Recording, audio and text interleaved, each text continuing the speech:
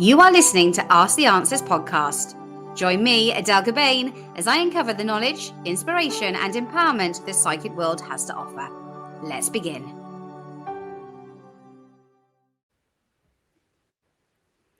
Hello, everybody, and welcome to another episode of Ask the Answers podcast. And on today's show, I'm very excited to find out all about this lady and some of her interesting stories. We've got the lovely Shelly, the psychic, joining us. Hello, Shelly. Hello, Adele. Hello, how are you? I'm very well, thank you. How are you today?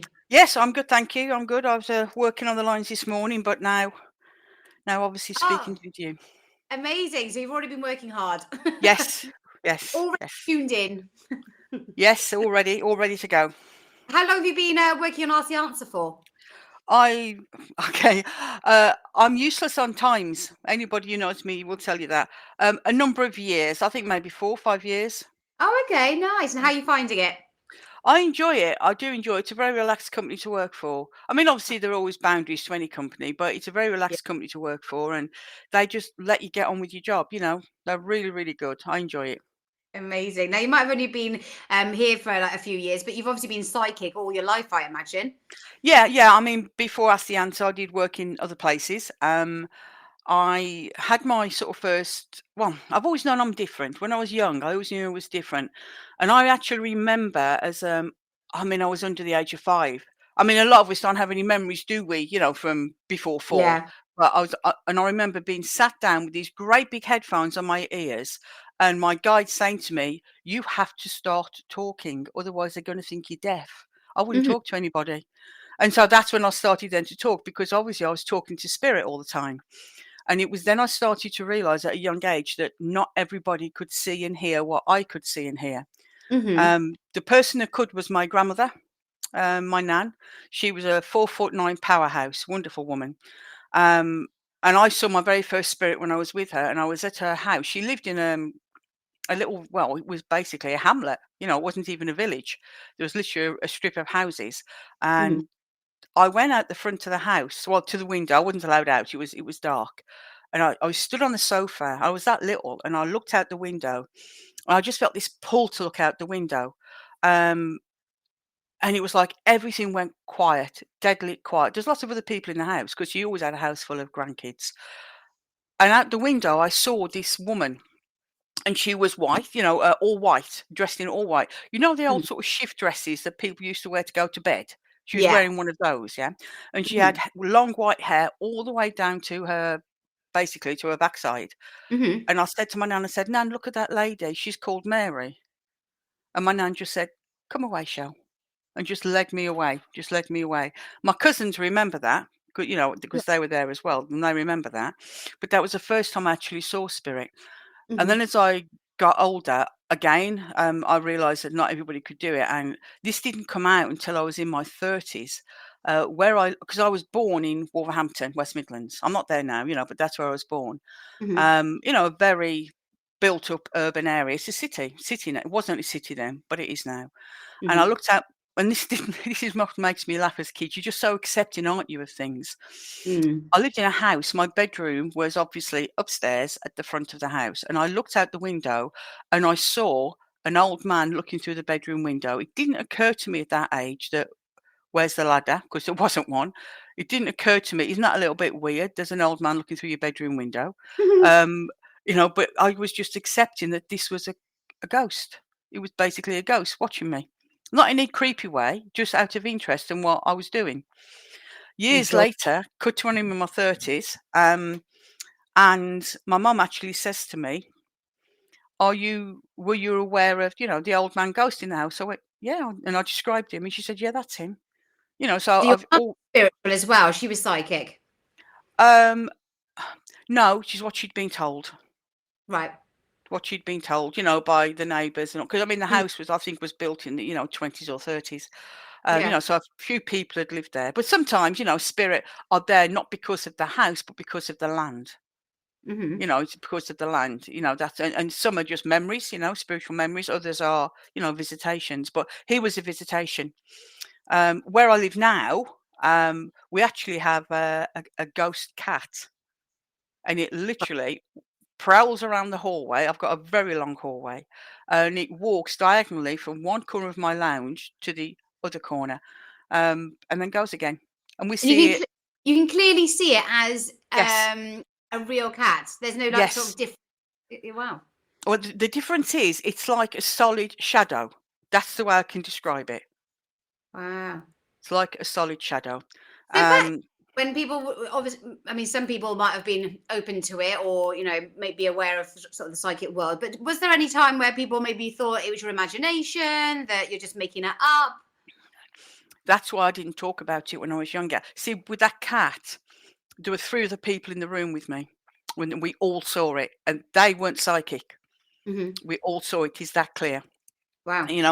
My daughter's seen it several times. I've seen it several times. But when I was younger, making it up, I didn't actually, I'm going to use the word come out as being a full blown psychic till I was in my 30s.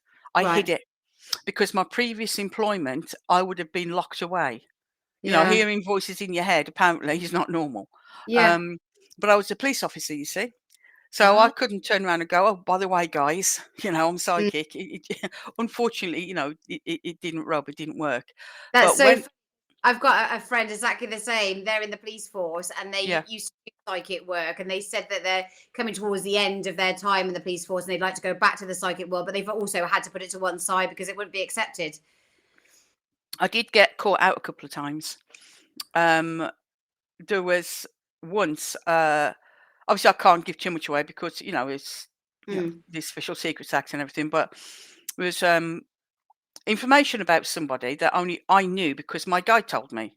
And Hmm. I passed this information on about this person to the relevant person who needed to know, yeah?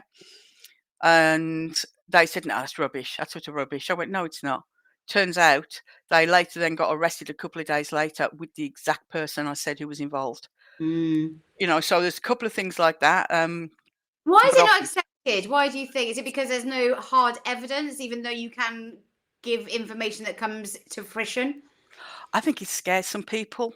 I think Yeah. it's amazing how many people go especially when I validate and I'll give, random things. It's like I told a man this morning, I told that he was having basically his radiators bled, and Mhm. little things like that and stuff I shouldn't even know. And they Yeah. go, "Oh, that's interesting," but I don't believe. But that's interesting, But when there's so many, I give in a reading, I give things called markers in time, which are things that haven't happened yet. Yeah, and I always use the example. It's a silly example. Oh, you might bump into Bob. Little things, or you'll see this, or this will happen. They're tiny, tiny little predictions. But what they're designed to do is to let people know they're going in the right direction at the very least. Yeah. So when those things then happen in the future and they go, "Oh, I was told about that," that is when they Mhm. start to believe, because I shouldn't know these things, and I do. I think the most randomest one I've ever gave, I said to this woman who was in Abu Dhabi, uh, a British woman, yeah, so she understood what I was on about, and I said to her, "You're going to see a pre-decimalisation threepenny bit." Now, any of us of a certain age will know what that looks like, yeah? Mhm. Imagine a bronzy coloured 20 pence, but bigger. And she said, "That won't happen. I'm in Abu Dhabi." I went, "I've got to give it." A few days later, she emails me and she said, "I don't believe it." She said, "I was sat at work and a man comes in and he puts on my desk a threepenny bit and he says, 'Do you know what that is?'" You couldn't make it up, could you? Couldn't make Wow. it up. But going back to your original question, I think it's not accepted in certain organisations because you can come out with things, but if you're dealing with like many people at once, you can't always validate because the validations are personal to that individual. Mhm. So you come out with things, you don't know where you get this information from. Sometimes you can hear your guide, sometimes you're shown things. But how can you say I talk to dead people? As I say, hearing voices in your head apparently is not acceptable in, common society. But Mm. psychics have been around since day dot. They've been around forever. This is And not I would new. find it quite surprising because you got people like in the the hospital industry that the NHS will talk about Reiki, and that's healing, and it's not necessarily hands on, but yet they're they're recommending people to go to that. So there are many very to the forefront industries that do accept some part of the psychic world. Yeah, I don't know if you're aware of me. I'm a Reiki Master. Hmm. And Reiki Masters can do certain remote healing that only they know how to do. Yeah. Yeah. And that's all part of the training. And you have to take it really responsibly. You've got to be really responsible, with any healing that you do send and give. Yeah. And not everything is meant to be healed, but you Hmm. can help. You can Yeah. help. I actually do Reiki on myself because I've got several health issues, and it does help. It Hmm. won't ever heal me, but it does help. And I actually, the woman who taught me, took me all through my Reiki, Reiki 1, 2, 3, Advanced Masters. Excuse me. I've never known a Reiki master like her. You actually feel like her hands are inside your body. Uh-huh. It is the weirdest feeling Cool. you will ever feel. It doesn't hurt, obviously, or anything like that, but it's, oh my God, she's at it again. And if Yeah. she sends you remote Reiki, you just get zapped. You know when she's doing it because you just get absolutely zapped. I've never known anybody as powerful as she is. A wonderful, wonderful woman.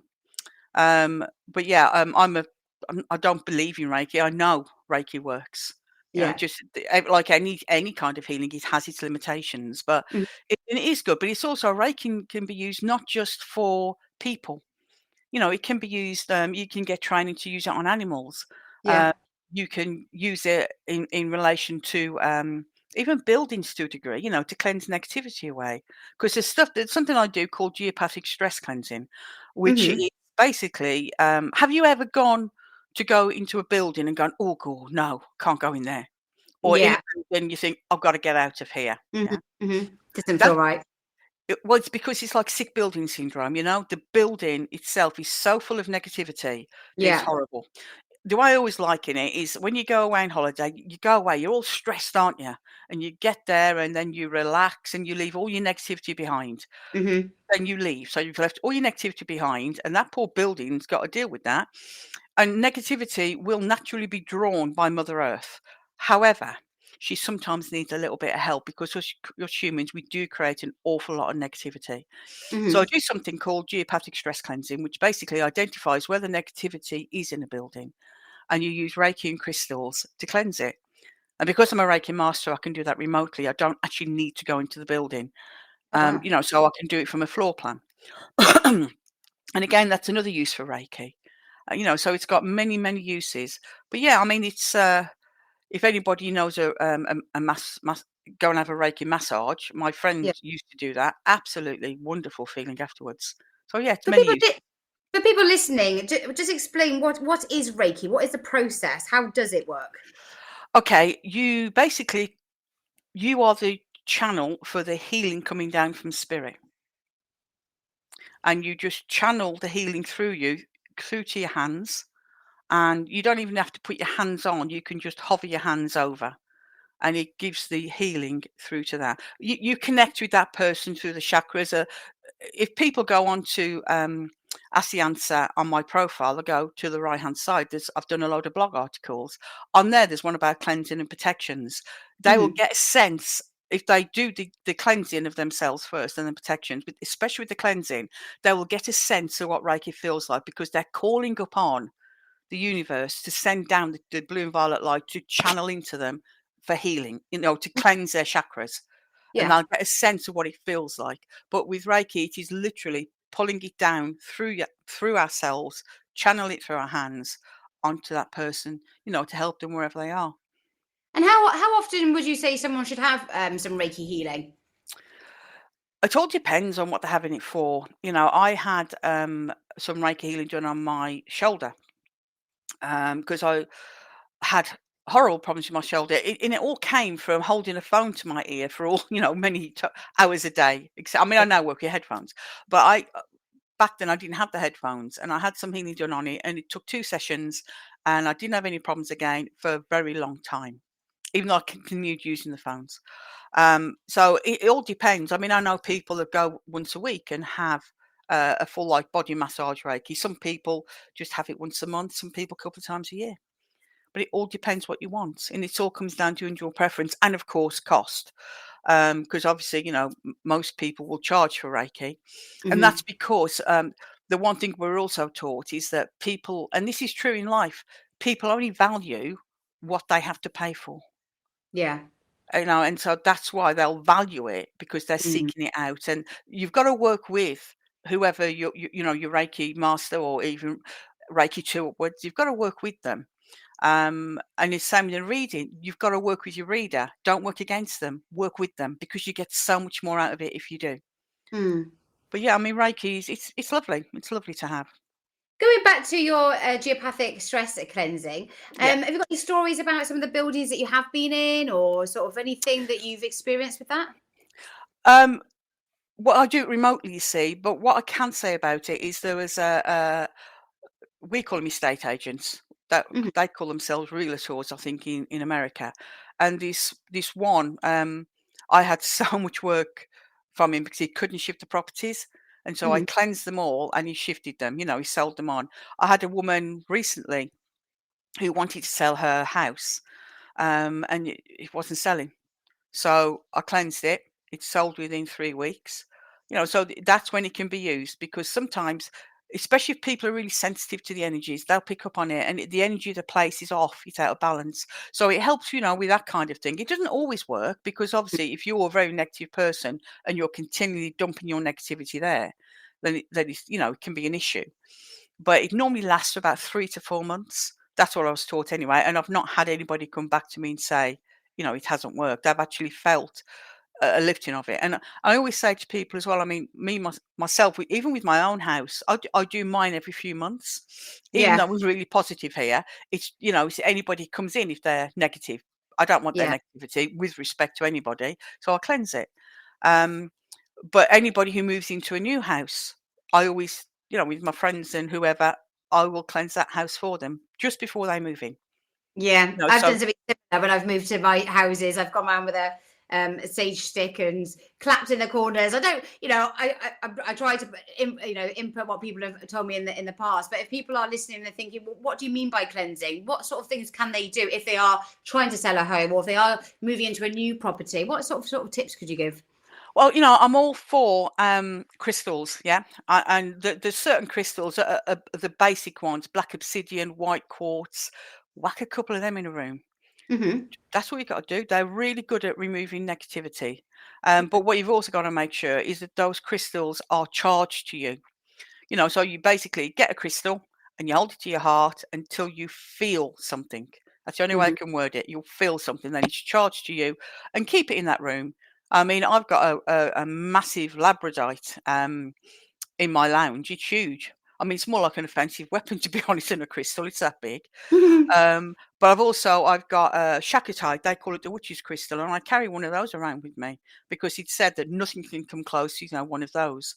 Because Yeah, as you know, as somebody who's very sensitive to the energies, I don't know about you, but I find when I go out and about, I just attract it. yeah, So by what I do is I literally click my Reiki on. It's literally a click of the finger, Reiki on. It's almost like I want to be invisible, and I've got my crystal, and that way the negativity can stay away from me. Um, Shacketite, there's only one place in the UK I know sell it, and they're up in Warwickshire, but it is an amazing crystal. I've actually got two bits of them. I inherited my partner's one, because he passed away a number of years ago. So I've got two of them, and I've got one in my office, and one in my handbag. But oh. yeah, just a few crystals in, and it's amazing what a difference that can make. You mentioned about obviously having psychic experiences from a young age. Talking about crystals, even nowadays they do have lots of crystals for children to wear, or for teething, and so crystal is very much out there for children to use for anxiety in many ways. Whether you're spiritual or not, that is something that is promoted quite a lot in the industry. Yeah, I mean, I am all for anything like that. What I'm not for is to introducing children to the psychic world at too young an age, unless they are psychic themselves. Hmm. Hmm. I think kids need to be kids, don't they? Yeah, Um, and it's like you can get like Reiki bracelets, Reiki necklaces, and that's all very well, but kids need to be kids. So I think it's okay, to do that. yeah, And Reiki is no replacement for conventional medicine. I yeah. think Of that's, course. what we need to remember. Yeah, Um, but yeah, I mean, I'm all for that, but as long as they just think it's pretty and it's going to help them, but they don't yeah. need to know the ins and the outs. Yeah, going back to obviously the energy within homes and stuff like that. When in my old house, we found out that the lady before's mum passed away in it, and no matter what we did, we tried to change bedrooms with my son, but he would not sleep on his own. He used to get up all the time. I tried cleansing the rooms, and it was only when we actually eventually moved to his new home that he started sleeping on his own straight away in a bigger room that I probably think this is gonna. He's not gonna want it. He's not gonna want to sleep in this room. It's too big. Yeah. He's not gonna. He didn't like the last home, but he did. He slept better than ever. He didn't ask for me. He didn't call out for me. But yeah, in the other home, I just could not get rid of the fact that he didn't want to sleep in well, there was 2 rooms, but I kept on trying to change them to see if it'd sleep any better, and Yeah. he just wasn't it. Yeah, I mean, you can sense things, you can really sense things. And I remember, as a child, that go back to that old man at the windows, initially, I knew when he was there, even if the curtains were shut. I knew he was Mm, there. I never felt actually threatened by him, but yeah, it's not comfortable, I wasn't yeah, threatened, but I didn't feel comfortable. Um, but yeah, I mean, kids are very susceptible, to the energies. mm, And out the mouth of babes, isn't it? There's stuff that children have come out with. You sort of think, where the hell has that come from? mm, Well, we know, don't we? We know, because everybody's psychic. It's just a different level. And your absolutely, psychic ability, I always liken it like a muscle. The more you use it, the stronger you get. yeah. So we've all got that ability. Is the cleansing and the healing your main speciality, or would you say No, it is, uh, no. what would you I say is said your main? my main speciality are readings. Mhm, Readings. I mean, I am a medium. But I prefer to do mediumship. But see, the thing is, this is the only I don't do face-to-face readings anymore because of my own ill health. okay. But mediumship, it can come up, when we call it on the lines, like ask the answer, it does come through in that. My clairvoyance is strong, my clairaudience is strong. So basically, I'll give predictions for the future. I assess situations they are now. I'm not bad at love readings. I'm okay at work readings. I hate to sound like I'm bigging myself up, but Ah, oh, if I wasn't any good, I wouldn't be on there, would I? yeah, of So course. Is it, it's I yeah. know that you've probably done thousands and thousands of readings, but is there any predictions that have come true, or any sort of premonitions that you've had that have come into fruition that you can share? I can share, and I don't want anybody to feel sorry for me on this one because it's 10 years since this happened. Mhm. I can share. I actually had a vision of my partner's death Oh, because we're not allowed to predict death, obviously, as you know, on the lines. yeah. And to be honest with you, rarely see it because we're not meant to know, you know. Yeah. And 3 days before he died, my partner was called Mike. Mhm. Um, he was a big, shaven-headed, 6'5" honey monster, soft as Mhm. grease inside.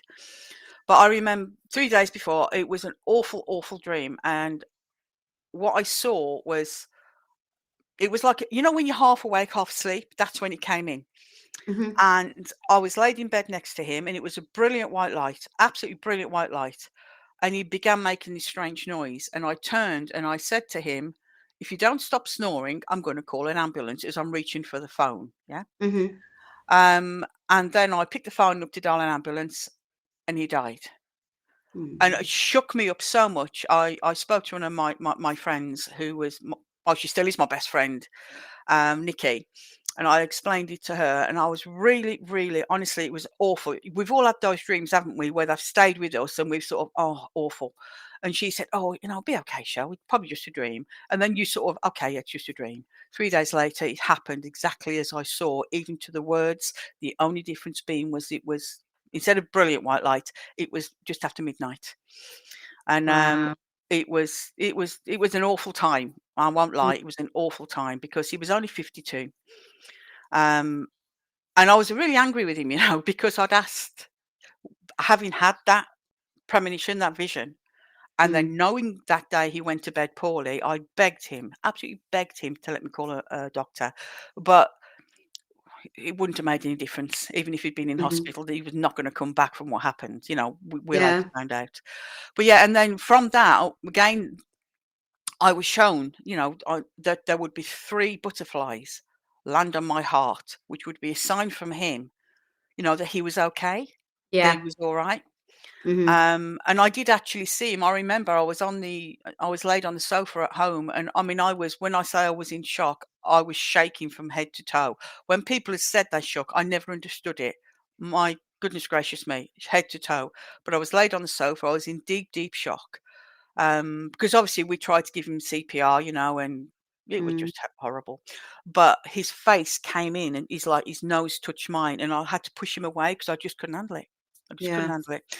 But on the day of his funeral, I was stood outside in the garden. It was a beautiful, beautiful, summer's day. I stood in my garden. I was talking to a couple of friends who had come up, for the funeral. And 3 butterflies landed on my heart. Couldn't make Mm. it up. And so there's lots of little things like that, Yeah. and I know Cool. that's sort of sad, but it's also beautiful at the same Of time course. Yeah. because there's Absolutely. proof from spirit Yeah. that we live on.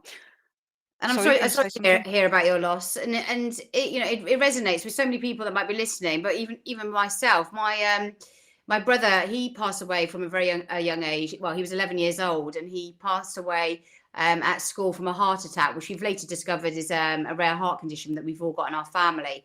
But he said the week before, my mum said, she said to us, the week before he passed away, he was asking my mum all about what's it like to die, is there a heaven, and all these sort of things. And she, later on when we were older and understood what happened, she said, yeah, I vividly remember him saying to me a week before he passed at Mm. that age, talking about death. And she was like, it was so surreal. I mean, I'm so sorry for you. I mean, that is no age, is it? 11. But what you're saying is very true because before Mike died, um, Mike wasn't a suit man. Yeah, he was jeans, white t-shirt, black jacket. Mm-hmm. He was a really casual sort of dressing kind of guy.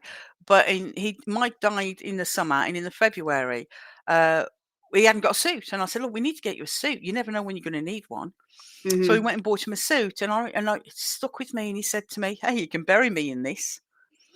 And Oh God. then in the just before he died, he said to one of my friends, he said, because we were supposed to be going on holiday literally 2 weeks after he died, and he said to my friend, he said, "We won't be going on holiday this year." He said, "I don't know why I'm saying it." He said, "But we won't be going," Yeah. and we didn't. God. We didn't. So It's yeah, crazy. It's so crazy. Again, it's relating again to some my life as well. The fact that my dad passed away from cancer when he was only 59, and then my mum passed away literally just before lockdown.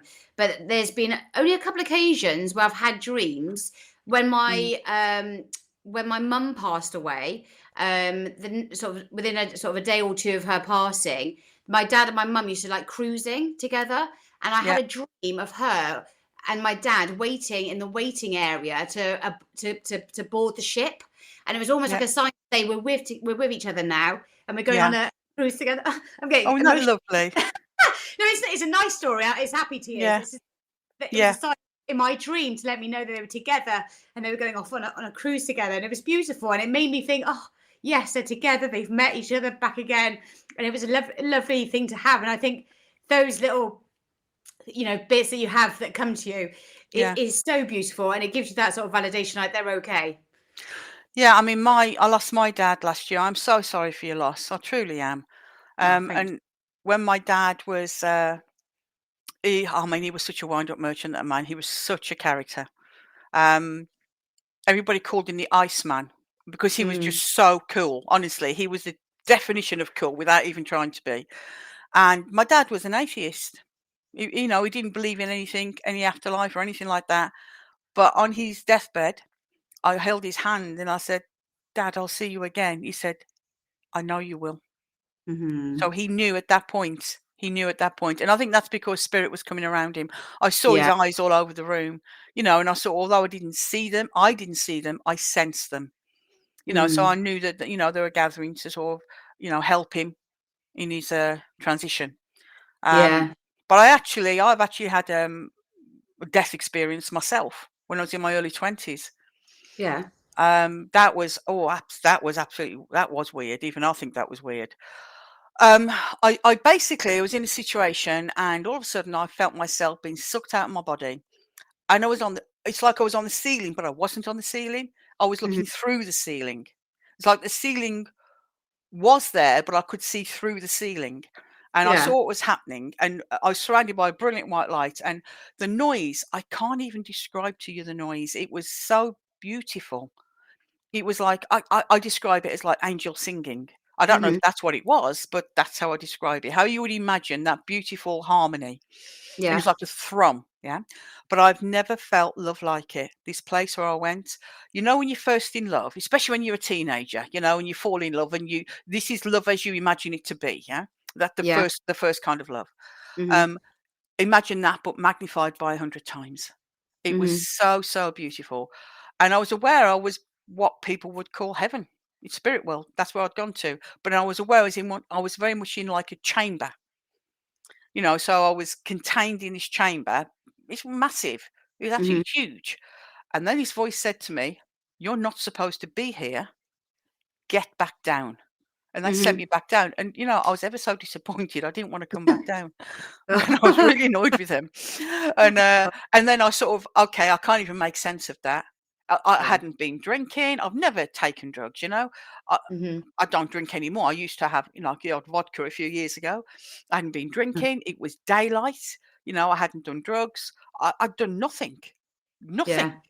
Wow. And it was just the really weirdest thing ever. A beautiful experience, but it's one of those that you sort of, and especially back then, you sort of keep to yourself. I think things are much more open now to talk about, Yeah. which is good. And so that's how I'm not frightened of death. No. I'm not frightened of dying. No, and I think, it's nice that we're having this conversation because so many people are worried about upsetting somebody. But I think it's nice to talk about the people that we've lost. And yes, okay, you can well up when you talk about it because you don't talk about it often. That when you do, Mm, it's suddenly like, oh, I've been so busy with my everyday life and busy with being a mom and wife and jobs that sometimes you mm, don't just stop to be able to think about people and what we've been through and what they went through and how it all ended. yeah. And be able to share these experiences. There are going to be lots of other people listening that, maybe going through a loss at the moment, or they have been through a loss and they just want to talk about it. And I'm sure on the phone lines, there's lots of people that do come through wanting to have some validation or to know that they're going to be okay. Lots. I don't know about lots. Probably out of 10 callers, I'd say probably two. Oh, Because really? yeah, because a lot of people wanna know about their love life, or they wanna know about a house move or, progress with work. So people Um, about it. but obviously the information that I get comes from somewhere, Mm, and mm, so I'll be even if they're talking about, their love life or whatever, I might chuck in, "Oh, who's William?" "Oh, it's my granddad. This is coming from granddad." And so that's how the information comes from spirit. mm. They either work directly with me or they work through my guide, Yeah. so I suppose the mediumship's there all the time. It just is not always I don't It's not. always it's not always apparent that it's a stronger mediumship until later. Yeah. Interesting. Because you think that obviously when people pass away, there's going to be lots of people wanting answers. Why did they leave me? Why have they gone? What happened? If they haven't got those answers. Those are quite easy questions to answer. Hmm. If you look at it, the way to look at it, this is like a driving test, yeah? We're down here, Yeah. this is a driving test. Where we're in spirit, that is the theory test. So when we're down here, we have a certain amount of life lessons that we are meant to learn. Yeah. Things we're meant to do. We have free will. The things that change things down here: free will, negativity, interference. Likewise, free will, positivity, no interference. So we've got life lessons to learn, and no matter how much you try to avoid them, you will be kicked onto that life lesson. Hmm. So it's a case of this. No, every test is not meant to be easy, is it? This is a No. test. So the Yeah. life lessons are always harsh, but then they're interspersed, with good things. Let's face it, over in spirit world, there's no sex, food, or rock and roll. So you've got to get as much of that down here as you possibly can. Enjoy life, because Yeah. life is way too short. I mean, Oh I'm God. I'm I'm quite open about my age. I'm 60 next year, and I'm very proud of that fact. Hmm. And I've lived a very, very full life. And that's Mm, why I would encourage people to enjoy their life, whatever that life may be. definitely. But once we've learnt our life lessons, they say God takes the good young, don't they? Mm, Once they've learnt their life lessons, that is when it's time to pop off the mortal coil. hmm. And that's why it's not a case of any of our loved ones wants to leave us. It's a case Yeah. we've all got a number on our head, and when that timestamp comes up, off we go. Yeah. But we still we then reincarnate, we're carnated to, if that's the word you want to use, to our Yeah. soul group. And all our loved ones down here, we will see again. But can I say that when I passed over, before they sent me back, as much as I loved my family down here, I wasn't bothered. I didn't want to come back. It was so Mm. beautiful. But you know, you're sent back. You only go there when it's your time. Otherwise, Do you're you sent believe straight back. do you believe in reincarnation? Absolutely, I do. Mhm. Absolutely, I do. I had a past life regression done, Yeah. and it was done not through hypnosis, but it was done through deep meditation. Because I know how to meditate, yeah. Yeah. And I was taken back through meditation. Now, if you remember, in this lifetime, there's a number of things I absolutely it puts my teeth on edge. This will make you laugh. One is sewing. I Mhm. hate sewing. Yeah. The other one, alcoholics. With all respect to Mhm. people who have a drink, I don't mean that, but to me, the damage, that there's just something about that I can't handle. Yeah. Right. Domestic violence. Mhm. That was something I specialised in the police force. Um, Okay. And those things are just, to me, that honestly, and also how protective I am of my children. I know as parents Yeah. that we are, but I am like mama bear. Honestly, I'm like a Mhm. grizzly bear around my kids, even though both adults are mama bear. But anyway, in this past life regression, she took me back, and I ended up. The first thing I saw was, it's like I knew I was a ghost, and I was looking at this woman being hung, and it was me. I was being Mhm. hung because I killed my husband. Oh gosh. I know, I know. And I thought, okay, this can't be right, because I'm still conscious, but we're going back. Took me back a Yeah. bit more. And to cut a very long story short, it turns out that I was married. I got 3 children. And funny enough, one of my children was like my dad now, yeah. And the Mhm. other 2 were my children now that I've got. And I was married, and my husband was a farmer. I've always had an affinity for the countryside. I live in the countryside now. I live very rural. I always say to people, I live in a field, because I literally do. Mhm. And I was based somebody who like kept house. He went out to work. He had an accident, got terribly, terribly injured, yeah, and couldn't work again. And he used to drink to alleviate the pain, because there were no Mhm. painkillers then. Not like we've got now. You can't pop Yeah. down the pharmacy and get a couple of paracetamol. So he used to drink to alleviate the pain, but he took the money that we had that I made from sewing, and I couldn't feed my children. So I basically lost it within one day and killed him. Oh wow. Yeah, not very good, was it? But that's basically what my past life was. And that Yeah. makes sense to me in this This is a lifetime. past life. This isn't real life. No, it's past life. It's a past life, yeah. I mean, people can make from that what they will. But when Yeah. I say I was in a very, very deep meditation, so deep, it's one of those that you have to be pulled back through slowly to come back up. Um, but yeah, I mean, it was very, very interesting, and it That makes makes you go, perfect oh, sense. so that's why I don't enjoy doing this, or this is why I have the fear of that, Yeah, or this is why this yeah, particular way. So having a yeah, past life reading can often highlight those things. yes, Amazing. exactly. Yeah. Wow. And it was very, very interesting, very interesting. And people think they're gonna have a past life reading and become, I don't know, I was the Queen of Sheba, but no, we're all normal human beings, aren't we? Yeah. Had normal lives, total normal lives. You've obviously got loads of stories and loads of experiences. Have you ever written any books on these things?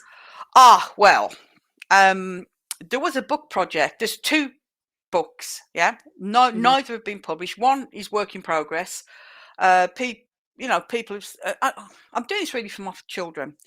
My life story. Not because I'm a narcissist or anything like that, but if you think about it, you don't know what your parents are like when they're young. Mhm. So I thought it'd be nice for my kids to Yeah. know who I was, and who I am, and how things have shaped, and my story, about the psychic side of things. Yeah. Um, but there was a book I was involved in which there's another psychic, an amazing psychic, down in Gloucester. Mhm. A woman who's an amazing photographer of orbs and animal energies, and I was the guiding medium. And I'd say to them, and this was all done over email. Yeah, she's got all my original emails, and I'd Mhm. say, go here, go there. You're going to see this. You're going to see that. And and that book is off the wall. It hasn't been published yet because the original author is sort of holding on to it, which is fine. I have no issues with that. But the Mhm. world's got to be ready for that, because we've Right. actually got pictures of like an angel. And again, you imagine this angel is in full form, holding a scythe, but it's full form. And we got a picture of that. Absolutely Wow. amazing. Yeah, so the world's got to be ready for that, though, because it is completely off the wall. And Wow. that may not be done in my lifetime, but Yeah. it is what it is. It was very interesting to be involved in. And I remember the medium who's writing the book, she contacted the woman actually who took me on as a professional reader in the first place and said, Mhm. I need a reader who can read at a much higher level. Suggested me, and this woman phoned me up and she said, I'm going to give you one word. She said, I want you to tell me what you get. And she gave me the word and I went, I feel sick. I'm going to a higher level. That is not a person, that's a place. And it is not of this dimension. And she went, you've got it. And that's exactly what it was. So, and that's how I became involved in that. But it was very Wow. interesting. And we're now firm friends, absolute firm friends. If I saw an angel, I'd be definitely whacking that on social media. Look what I saw today. Well, I mean, I've got pictures of a fully formed spirit as well. Wow. But it's that one is copyrighted to a company who took it, but Yeah. they were very. I did this event. Obviously, I can't say too much, but and it was an outside company who did the photography and did all the video on that. And they were really skeptical. I thought, that's fine. You be skeptical. I say to everybody, you'll find out when you die. That's what everybody does find out. Yeah. And they actually phoned me and they said, you better come and see this. What they showed me, I've never seen before, but it was so, again, bit off the wall. They locked it away for 50 years. Wow. But yeah, I've told my kids that in a few years' time they can post that. But you Because, just think that people aren't ready to see that yet. You don't no, think people would receive it well or accept it or just boo-hoo it type thing. I think a lot of people would be absolutely fascinated by it, but where it was, they are not ready for it to be released. Okay. And they won't have a say in it in a few years' time. I don't mean that horribly, it may never come out, but it's there. And that was really, really interesting, really interesting. Wow. And then those people who filmed it all then became believers. Yeah. Incredible. Well, Shelly, I mean, I feel like I could probably talk to you all day about all your experiences and what you've been through, and it's been so interesting catching up with you today. For people that are listening, obviously you do work on the phone lines. Any last words from you if somebody's interested in having a reading or finding out about something we've talked about today? Well, I mean, they can get me on Ask. Although I'm normally scheduled, I only put an hour, 10 to 11. I'm normally on there from 9, if not a little bit before, onwards. And if a call comes in at 10:59, I'll take it. So, but can I just say as well that look out for me, always send a request, because you never know if I've got the bandwidth, I will log back in. Amazing. And your PIN number is 600333, is that right? Yes, it is, yes. Brilliant. Shelly, it's been so lovely to speak to you. So interesting. And I wish you all the best for the future. Thank you very much. Can I wish you a lovely Christmas? I know it's only November, but have a lovely one. Yeah, no, absolutely. Brilliant. Well, thank you so much, Shelly. Lovely to speak to you. Enjoy the rest of your day. Have a nice Christmas. And you. Pleasure. Take care. Bye-bye now. Bye-bye. Thanks for listening to Ask the Answers podcast. Don't forget to follow, subscribe, and save to your library. Remember, there are 100 psychic readers available on our website for readings 24 hours a day, 7 days a week. To triple your credits on your first purchase, visit asktheanswer.com and click on the new customer offer banner.